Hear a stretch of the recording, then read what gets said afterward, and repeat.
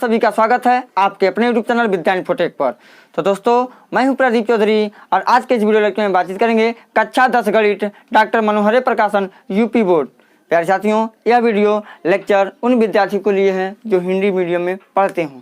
तो प्यारे साथियों, इस वीडियो लेक्चर में हम बातचीत करेंगे त्रिभुज से रिलेटेड, यानी त्रिभुज प्रश्नावली 6A पे। अब हम लोग चर्चा करेंगे कि 6A के सवाल किस पैटर्न से लगेंगे, किस टाइप से लगेंगे, तो उसके लिए क्या सूत्र क्या नियम है। प्यारे साथियों, तो आज से हम पढ़ेंगे अध्याय 6 त्रिभुज। तो प्यारे साथियों, त्रिभुज में प्रवेश करने से पहले हम लोग सीखेंगे आज समरूपता के बारे में। समरूप क्या है? तो प्यारे साथियों, बोर्ड पे दिखाई दे रहा है, लिखा है समरूप आकृतियाँ तथा समरूप त्रिभुज। समरूप आकृतियाँ तथा समरूप त्रिभुजों के बारे में सीखेंगे। आखिर समरूप किस प्रकार से होते हैं। तो समरूप को जानने से पहले प्यारे साथियों सीखेंगे हम लोग सर्वांग सम के बारे में। किसके बारे में? सर्वांग सम। बताइए सर्वांग सम किसे कहते हैं? जब प्यारे साथियों किसी ऐसी आपको आकृति बताना है जिसका आकार और आमाप दोनों सेम हो, उन्हीं को सर्वांग सम कहते हैं, जो कक्षा 9 पे हम लोग पढ़ लेंगे। एक रिंग के माध्यम से हम बताएंगे आप लोगों को। देखिए रिंग दिखाई दे रहा है, तो देखिए 2 रिंग है हमारे पास। एक दूसरे के ऊपर जब यहाँ पे रखेंगे तो पूरी रूप से ढक ले रहा, नहीं ढक ले रहा। इस रूप में हम कहेंगे प्यारे साथियों, यह रिंग जो दोनों रिंग है यहाँ पे, यह एक दूसरे के क्या है? सर्वांग सम है। या सर्वांग सम की आकार और आमाप। आकार का मतलब होता है साइज, आमाप का मतलब होता है साइज, सॉरी गलत बोलती हैं। आमाप का मतलब क्या होता है? साइज। साइज दोनों का सेम होना चाहिए। साइज दोनों का क्या सेम है। एक रिंग को दूसरे रिंग के ऊपर जब हम रखे हैं तो दोनों पूर्ण रूप से ढक ले रहा है। तो इस रूप में कह सकते हैं कि यह आकृति इस आकृति का क्या है? सर्वांग सम है। लेकिन समरूपता में हम लोगों को पढ़ना यह रहा किसके बारे में? सर्वांग सम के बारे में। लेकिन कक्षा 9 में यह है, अब फिलहाल कक्षा 10 में है समरूप आकृतियाँ। तो प्यारे साथियों, समरूप आकृतियाँ किसे कहते हैं? आपको बताएंगे कि समरूप आकृतियाँ किसे कहते हैं। ध्यान दीजिएगा, 2 ज्यामितीय आकृतियाँ समरूप कहलाती हैं। 2 ज्यामितीय आकृतियाँ समरूप कहलाती हैं। कैसे जानेंगे समरूप है? यदि उनकी आकार, यहाँ पे आकार समान हो। आकार कैसे हो? समान हो, एक आकार के हों। और क्या हो जाएंगे? परंतु उनकी आमाप समान न हो। साइज, आमाप मतलब होता है क्या प्यारे साथियों? साइज। साइज अब सेव मीन्स क्या होता है? आकार होता है।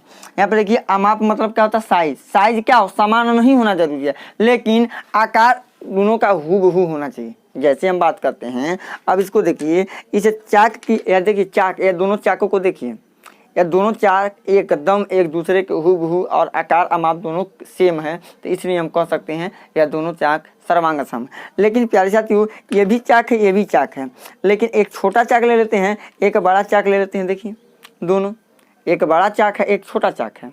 आकार समान है, बिल्कुल समान है, लेकिन साइज बताइए, आमाप बताइए, समान है कि नहीं है? बिल्कुल नहीं है। लेकिन इस कंडीशन में यह हो जाएगा प्यारे साथियों, क्या? समरूप हो जाएंगे। लेकिन अगर हम 2 चीज़ ले लेते हैं, मान लीजिए कि एक हम रिंग ले लिए और एक हम चाक ले लिए, तो क्या बताइए समरूप है? बिल्कुल नहीं है। पहले देखिए रूप समान है कि नहीं है? समरूप का मतलब समान रूप के होना चाहिए। अब सेब का तुलना करेंगे, आम से तुलना करेंगे, है ना, किसी वृत्त का वृत्त से तुलना करेंगे। अब एक वृत्त ले लेते हैं और एक आयत ले लेते हैं, क्या समरूप है? यही दौड़िए, आप लोग जान जाएंगे कि यह समरूप नहीं है। समरूप, समधन रूप, समान रूप के होना चाहिए, साइज से कोई मतलब नहीं है। तो वही बात है कि परंतु उनकी आमाप क्या हो? समान न हो, कोई दिक्कत नहीं। जैसे प्यारे साथियों, जैसे हम चित्र की बात करेंगे, एक चित्र बना दे रहे हैं यहाँ पे। प्यारे साथियों, यहाँ से एक बड़ा सा वृत्त हमने बनाया, देखिए एक बड़ा वृत्त हो गया। अब इसके बगल में हम एक छोटा सा वृत्त बना देंगे, तो वृत्त है कि नहीं है? तो वृत्त है। लेकिन यह बड़ा है या छोटा है? आकार देखिए समान है, लेकिन जो आमाप पर है वो क्या है प्यारे साथियों? साइज। जो साइज हमारा समान नहीं है। इस कंडीशन में हम कह सकते हैं यह दोनों क्या हैं? समरूप हैं। लेकिन सर्वांग सम है? तो आप बोलिएगा बिल्कुल नहीं, क्योंकि इसको एक दूसरे के ऊपर रखेंगे तो क्या पूर्ण रूप से ढक लेगा? तो बिल्कुल नहीं ढकेगा। समरूप हैं लेकिन सर्वांग सम नहीं है। इस कंडीशन में अब देखिए, एक हम बना देते हैं आयत, बड़ा सा आयत, इतना बड़ा, एक इसके बगल में छोटा सा आयत बना देते हैं। समरूप है कि नहीं है? बिल्कुल। आकार मिल रहा है, नहीं मिल रहा है, परंतु क्या साइज मिल रहे हैं? साइज तो एक छोटा है, क्या है? एक बड़ा है। समरूप कह सकते हैं, लेकिन प्यारे साथियों इसको एक सर्वांग सम हम नहीं बोल सकते हैं। ध्यान दीजिएगा, अगर हम बात करते हैं कि एक त्रिभुज की, यह त्रिभुज, ध्यान दीजिएगा, इस त्रिभुज को देखिए, अब हम लेते हैं इस त्रिभुज को, देखिए हूबहू, एक छोटा है एक क्या है बड़ा है, एक ही जैसे है। तो प्यारे साथियों इस कंडीशन में कह सकते हैं ये हमारे सभी आकृतियां हैं जो एक दूसरे के क्या हैं समरूप हैं। अब देखिए दूसरा अथवा में समझ लीजिए, अथवा वाला परिभाषा देखिए क्या है, एक आकृति को दूसरे के समरूप कहते हैं यदि उनकी संगत भुजाएं एक ही अनुपात में हो, संगत भुजा एक ही अनुपात में हो तथा उनके संगत कोण क्या होते हैं बराबर होते हैं। संगत अनुपात क्या होती हैं बराबर होती हैं, तो संगत अनुपात यानी भुजाओं का अनुपात बराबर हो, उनके कोण भी बराबर होते हैं। इन कंडीशन में हम कह सकते हैं एक त्रिभुज दूसरे त्रिभुज के क्या है, एक त्रिभुज दूसरे त्रिभुज से क्या है समरूप होते हैं। तो उम्मीद है प्यारे साथियों ये आप समरूपता के बारे में आप लोग जरूर समझेंगे। केवल आपको क्या देखना है, आकार सेम होनी चाहिए, साइज से कोई मतलब नहीं है। अब जैसे कि बात करेंगे, एक हम आम ले लेंगे, यहाँ पे समझिएगा, एक आम ले लिया, एक सेब ले लिया, तो क्या यह दोनों समरूप होंगे? बिल्कुल नहीं। या साइज से भी दिख गए कि एक साइज के नहीं है, हाँ साइज से भी एक समान नहीं होंगे और आकार से भी एक समान नहीं होंगे, तो बिल्कुल नहीं, दोनों मिलना चाहिए। और साइज मिले और आकार न मिले तब दोनों कंडीशन का पालन करना चाहिए, तब तो सही है वरना गलत है। तो प्यारे साथियों यह रहा समरूप आकृतियाँ के बारे में। आइए अब हम अपने टॉपिक को आगे बढ़ाते हैं, लेते हैं अगला, यानी कि बहुभुजों में समरूपता किस प्रकार से देखा जाएगा। तो देख लेते हैं बहुभुजों में समरूपता किस प्रकार से देखते हैं। तो आइए देखते हैं समरूप बहुभुज।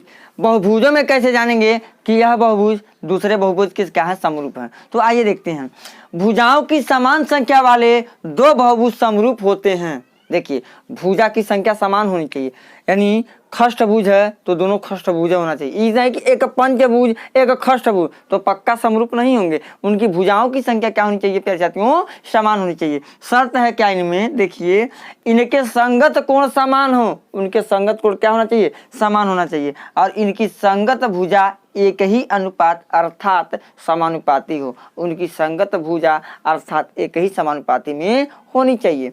इन दोनों नियमों को, इन दोनों शर्तों का पालन करेगी तभी प्यारे साथियों समरूप बहुभुज कही जाएगी, वरना समरूप बहुभुज नहीं होंगे। अगर कोई एक नियम का पालन करेगा तो समरूप बहुभुज कतई नहीं होगा। तो यह रहा समरूप बहुभुज के बारे में, यानी कैसे पता करेंगे यह बहुभुज समरूप है कि नहीं है। तो अगला टॉपिक है प्यारे साथियों, देखेंगे समरूप त्रिभुज के बारे में। तो आइए देखते हैं समरूप त्रिभुज के बारे में। समरूप त्रिभुज एक त्रिभुज तीन रेखाओं से घिरी हुई समतलीय आकृति है। एक त्रिभुज जो है तीन रेखाओं से घिरी हुई एक समतलीय आकृति है, जिसमें तीन भुजाएं तथा तीन कोण होते हैं। तीन भुजा तथा तीन कोण होते हैं, आप भी जानते हैं। दो त्रिभुज समरूप कहलाते हैं। दो त्रिभुज, देखिए दो त्रिभुज बनाए हैं, समरूप कहलाए हैं। कब समरूप कहलाते हैं प्यारे साथियों? उनके संगत कोण समान हो, उनके संगत कोण समान हो तथा उनकी संगत भुजाएं समानुपातिक हो। उनकी संगत भुजाएं क्या होती हैं? समानुपातिक हो। समानुपातिक का मतलब अभी मैं आपको बता रहा हूँ, ध्यान दीजिए। संगत कोण, ये कोण ए के संगत होगा कोण पी, तो दोनों क्या हैं? बराबर। कोण बी के संगत कोण क्यू, कोण सी के संगत कोण आर, अगर है यह बराबर तो हम कह सकते हैं प्यारे साथियों कि यह जो भुज या जो त्रिभुज होगा आपस में क्या होगा? समरूप होगा। इसी बेसिस पे हम लोग चलेंगे किसमें?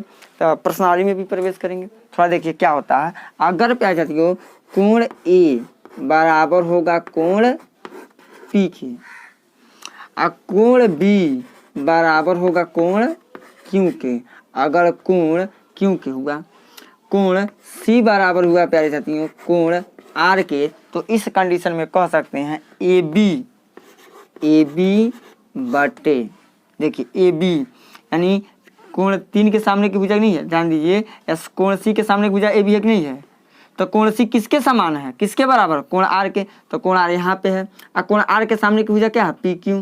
तो पी क्यू यानी कि लिखेंगे ए बी बटे पी क्यू बराबर होगा, ध्यान दीजिएगा, बी सी बटे, यही अनुपात बना रहे हैं। बीसी किसके बटे होगा? बीसी, देखिए बीसी भुजा किस कोण के सम्मुख है?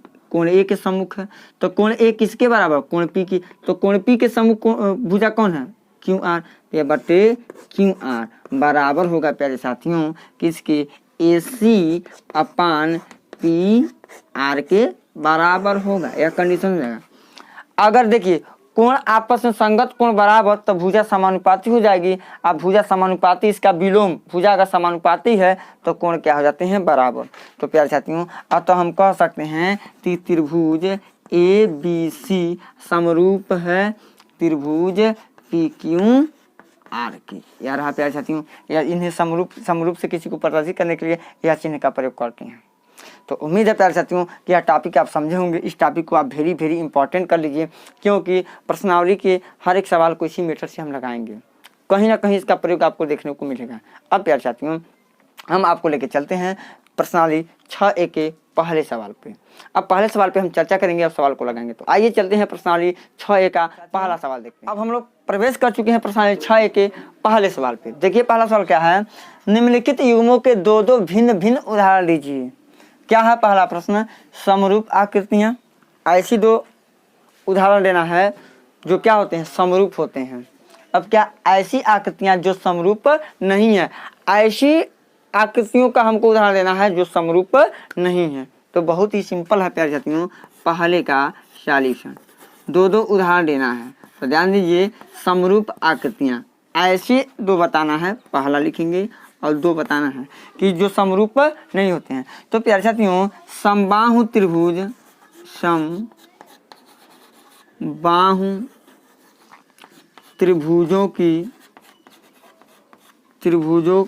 समबाहु त्रिभुजों का युग्म,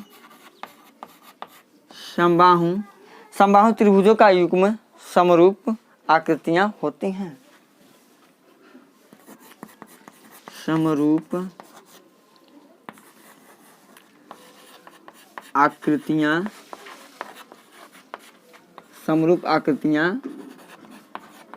होती हैं। ध्यान दीजिएगा, हमेशा समबाहु त्रिभुज की जो आकृति होती है वह हमेशा क्या होती है प्यारे साथियों, समरूप होती हैं। ध्यान दीजिएगा कैसे, ध्यान दीजिएगा, हम दो चित्र बना भी देंगे। ध्यान दीजिए, ए बी सी, यह भुजा यह भुजा यह भुजा आपस में तीनों क्या है, आपस में बराबर है। अगर मान लीजिए यह ए मीटर है तो ए भी ए मीटर और ये भी ए मीटर है। अब चलिए दूसरी आकृति को ले लेते हैं। अगर मान लीजिए छोटा बड़ा से मतलब नहीं है, साइज से मतलब नहीं है, बता दिए पहले। मान लीजिए पी क्यू आर, अगर मान लीजिए यह यानी कि तीनों भुजा आपस में बराबर, यह बी है यह बी है यह बी है, तो यह हमेशा क्या होगी प्यारे साथियों, समरूप आकृतियां होती हैं। क्योंकि हम जानते हैं प्यारे साथियों कि समरूप त्रिभुज के सभी समरूप त्रिभुज कर रहे हैं कि समबाहु त्रिभुज के तीनों अंतःकोण जो होते हैं 60 अंश के होते हैं। 60 अंश से भी, 60 अंश से भी, 60 अंश से भी, 60 अंश से भी, 60 अंश से भी, 60 अंश से भी। यही इसलिए प्यारे साथियों समबाहु त्रिभुजों का एक बहुत अच्छा उदाहरण है समरूपता को बताने के लिए। दूसरा प्यारे साथियों होता है, दूसरा हम कह सकते हैं कि क्या, वर्गों के युग्म समरूप, वर्गों के युग्म समरूप आकृतियां होती हैं।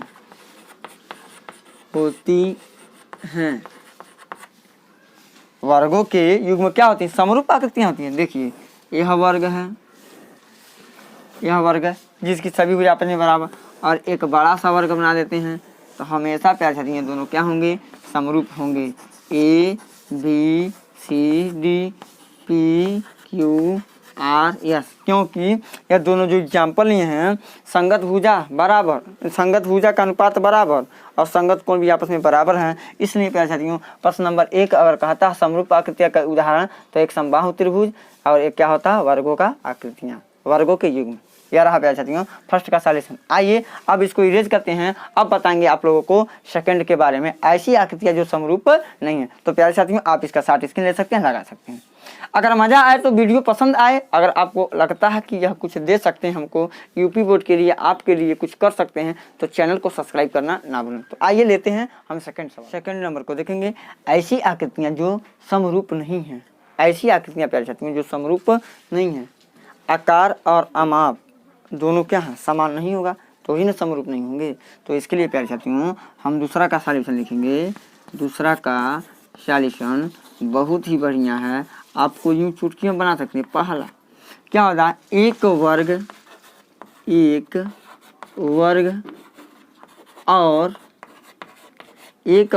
और एक वृत्त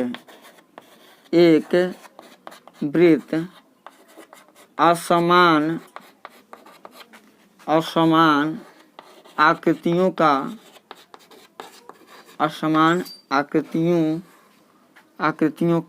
युग्म है।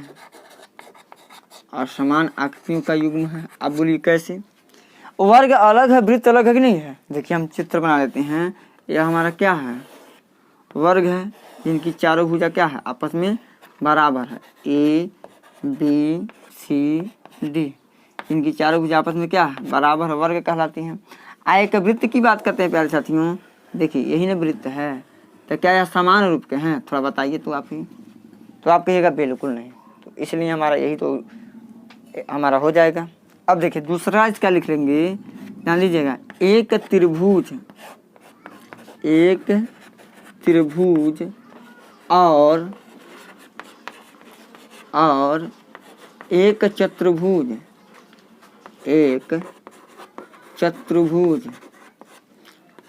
एक चतुर्भुज असमान आकृतियों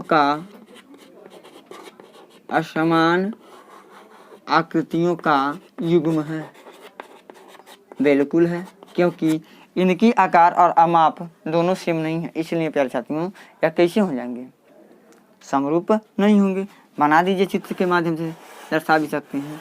देखिए यह त्रिभुज हो गया ए बी सी, एक चतुर्भुज आपको बनाना है, चाहे चतुर्भुज जैसा भी हो। पी क्यू आर एस, क्या आपको आकार सेम दिखाई दे रहा है?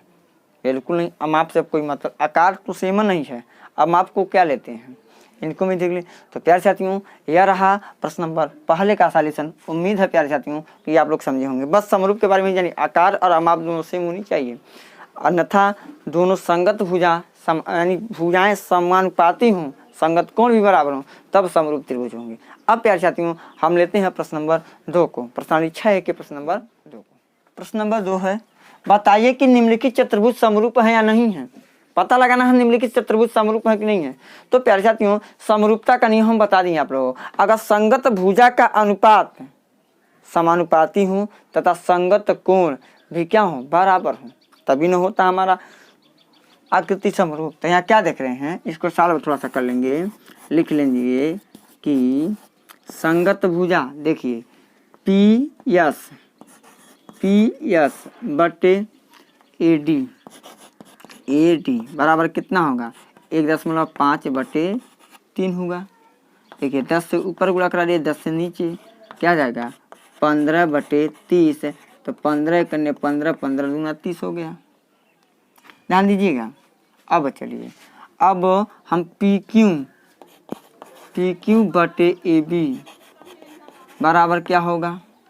1.5 बटे 3, तो ऊपर भी 10 से गुणा, नीचे भी 10 से गुणा कराएंगे, यानी कि 15 बटे 30 हो जाएगा। तो 15 करने 15, 15 दूना 30 हो गया, यानी कि 1 बटे कितना हो गया? 2 हो गया। गौर कीजिएगा। अब प्यारे साथियों क्यू आर को किसके लिए? BC से लेंगे, BC के समान बटे में करेंगे, यानी 1.5 बटे 3 इसका भी करेंगे तो 10 आएगा, तो यानी कि 15 बटे 30, तो 15 करने 15, 15 1 बटे कितना आ गया? 2 आ गया। अब प्यारे साथियों क्यू आर हो गया, BC भी हो गया। अब हमारा बचा आर एस बटे CD बराबर 1.5 बटे 3 गुणे 10 से ऊपर गुणा 10 से नीचे गुणा, यानी कि कितना हो जाएगा? 15 बटे 30, यानी 15 करने 15, 15 यानी कि 1 बटे 2। आपको क्या आया? चूँकि क्या लिखेंगे? चूँकि हमारा हो गया PS बटे AD इज इक्वल टू आया है 1 बटे 2, 1 बटे 2 आया। PQ बटे AB आ गया बराबर QR बटे BC आया बराबर RS बटे CD आ गया। यह तो बराबर है, लेकिन कोण की बात कर रहे हैं। यहाँ पे आपको पक्का पता है क्या? यहाँ पे 90 अंश का कोण बना, यहाँ पे 90 अंश का कोण बना, लेकिन प्यारे साथियों यहाँ पे और यहाँ पे और यहाँ पे और यहाँ पे 90 अंश का कोण कतई नहीं बना है। लिखेंगे चूँकि क्या कि कोण P is not equal to कोण A, कोण Q is not equal to कोण B। और क्या है, कोण R is not equal to कोण C। अब क्या है, कोण S is not equal to कोण D।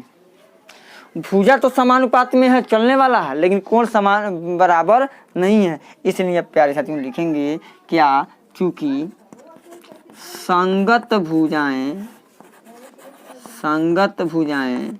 क्या हैं, समानुपाती हैं, परंतु इनके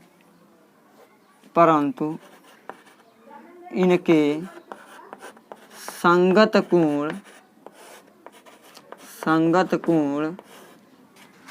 कोण समान नहीं है। इसलिए ये आकृतियां समरूप नहीं है। इतना लिख देंगे, मजा आ जाएगा। अब इतना प्रश्न में करके आप दिखा देते हैं तो मजा आ जाएगा, कोई गलत कर ही नहीं सकता। या आप इतना लिख देंगे, इसको ना करेंगे ना, इतना लिख देंगे तब वो कोई दिक्कत नहीं है, आपका समझ जाएगा एग्जामिनर बात। तो यार आप प्यारे साथियों प्रश्न नंबर 2 का सॉल्यूशन, आई होप प्यारे साथियों कि आप लोग इसको समझे होंगे अच्छे तरीके से। अब प्यारे साथियों हम अपने कर्मी चर्चा को आगे बढ़ाते हैं, लेते हैं प्रश्नावली 6A के सबसे लास्ट सवाल, यानी सवाल नंबर 3। प्रश्न नंबर 3 है, बताइए कि निम्नलिखित चतुर्भुज ABCD और PQRS समरूप है या नहीं। पता करना समरूप है कि नहीं। आइए चलते हैं आकृति को देखते हैं। देखिए ABCD PQRS है, तो क्या देखने को मिला, आपको हूबहू दिखाई दे रहा है कि A 105 डिग्री का कोण है, तो B भी 105 डिग्री का कोण का है। B 100 डिग्री का है, तो Q भी 100 डिग्री का है। C 70 डिग्री का था, R भी 70 डिग्री का है। अगर D 85 डिग्री का तो S भी 85 डिग्री का है। संगत कोण बराबर है। अब भुजा का अनुपात लगाइए, भुजा का अनुपात हम लगाते हैं, क्या लिखेंगे, चूंकि कोण A बराबर कोण का है P है, कितना आंसर दिया है 105 डिग्री। कोण B बराबर कोण Q के कितना डिग्री है 100 डिग्री। कोण C बराबर है कोण R की को डिग्री है 70 डिग्री है। कोण D बराबर है कोण S की को डिग्री है 85 डिग्री। कोण तब बराबर हो गया। अब भुजा का अनुपात मिलाइए। अब देखिए ध्यान से, AB आपको दिखाई दिया कि नहीं दिया, तो लिखेंगे हम AB। अब AB प्यारे साथियों गौर से देखिएगा, किसके बटे होगा, PQ के बटे होगा। AB बटे PQ बराबर, ध्यान दीजिए, BC बटे QR बराबर क्या हो जाएगा, RS, सॉरी इसमें लेंगे ना, BC हो गया CD, यानी कि हो जाएगा CD अपान RS बराबर DA अपान SP। अनुपात आपस में क्या है, बराबर है। कैसे, 1.5 लिखेंगे, 1.5 बटे कितना 3.0 का मतलब 3 होगा बराबर। यहाँ देखिए BC कितना है 2.5 बटे 5, 2.5 बटे 5। अब CD को देखिए, क्या है CD कितना है 2.4, RS कितना है 4.8 बराबर है।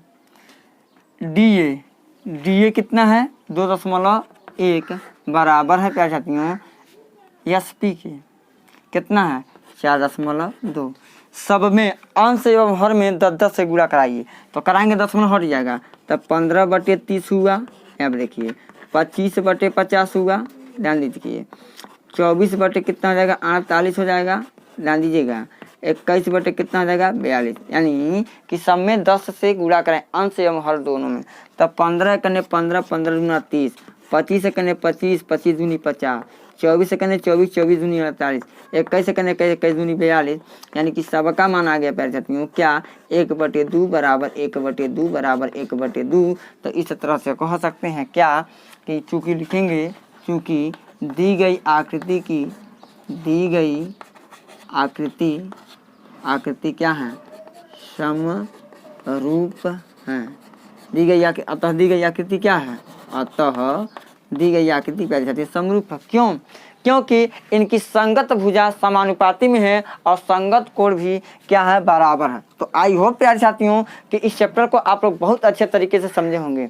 अगर प्यारे साथियों वीडियो पसंद आए तो चैनल को सब्सक्राइब करना ना भूलें। बार बार यही प्रक्रिया कर रहे हैं प्यारे साथियों, क्योंकि हम लोग 1000 सब्सक्राइबर के बहुत ही करीब हैं। तो थोड़ा सा मदद कर दीजिए। 1000 सब्सक्राइबर होते ही मैं आपको 1 घंटा 2 घंटा क्लास 10th की गणित रेगुलर ऑनलाइन पढ़ाऊँगा। तो प्यारे साथियों पूरा वीडियो देखने के लिए बहुत बहुत आप लोगों का धन्यवाद।